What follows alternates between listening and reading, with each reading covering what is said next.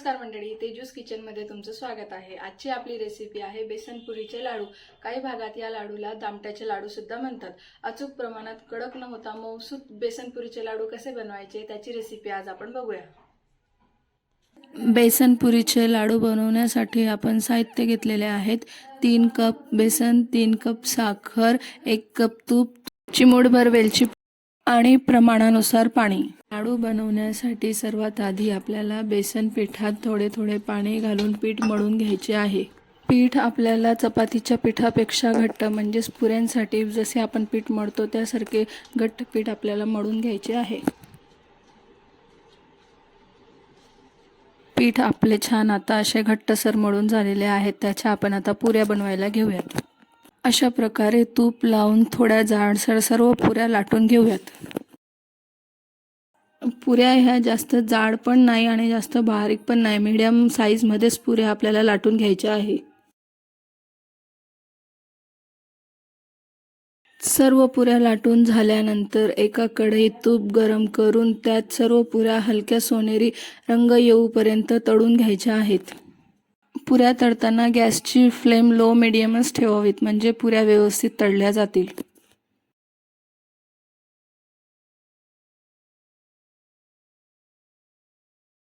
अशा प्रकारे आपल्या सर्व पुऱ्या तळून झालेल्या आहेत। तुम्ही बघू शकतात किती छान रंग आलेला आहे पुऱ्यांना। त्यानंतर पुऱ्या 10 मिनिटे थंड करून घ्यायच्या आहेत। सर्व पुऱ्या थंड झाल्यानंतर अशा प्रकारे त्यांचे हाताने जाडसर तुकडे करून नंतर मिक्सरला व्यवस्थित बारीक करून घेऊयात। पीठ मिक्सरला बारीक केल्यानंतर ते चाळणीच्या साहाय्याने चाळायची आवश्यकता नसते। तुम्ही बघू शकता मिक्सरमध्ये बारीक केल्यामुळे आपले पीठ असे रवेदार तयार झाले आहेत। आता आपल्याला पाक तयार करून घ्यायचा आहे। त्यासाठी एका पातेल्यात 1.5 ग्लास पाणी आणि 3 कप साखर घालून व्यवस्थित मिक्स करून घेऊ। चमच्याच्या साहाय्याने साखर आपल्याला पाण्यात पूर्ण विरघळून घ्यायची आहे।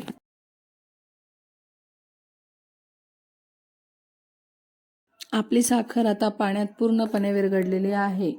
साखर पाण्यात विरघळल्यानंतर आपल्याला पाक 10 मिनिटे मीडियम फ्लेम वरती शिजवून घ्यायचा आहे। 10 मिनिटांनंतर तुम्ही बघू शकतात पाकाला छान घट्टपणा आलेला आहे। आता आपण बघूया आपला पाक शिजलेला आहे की नाही।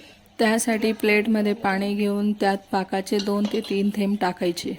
जर पाक पाण्यात स्थिर राहत असेल, विरघळत नसेल तर आपला पाक लाडू बनवण्यासाठी तयार आहे।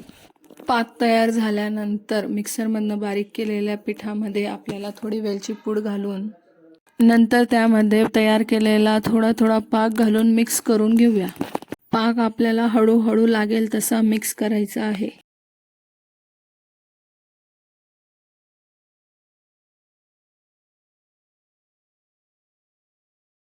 पाक आपला छानपैकी मस्त मिक्स झालेला आहे। आपण मिश्रणात गरम पाक घातल्यामुळे त्याला 5 मिनिटं गार होण्यासाठी साईडला ठेवून देऊ। मिश्रण आपल्याला जास्त गार करायचं नाही आहे। नॉर्मली 10 ते 15% मिश्रण गार करायचं आहे फक्त।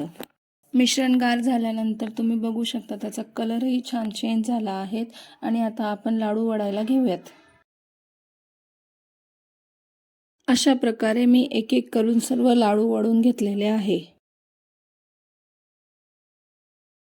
तुम्ही बघू शकता आपल्या बेसन पुरीच्या लाडूला किती सुंदर आणि दाणेदार टेक्स्चर आलेले आहे।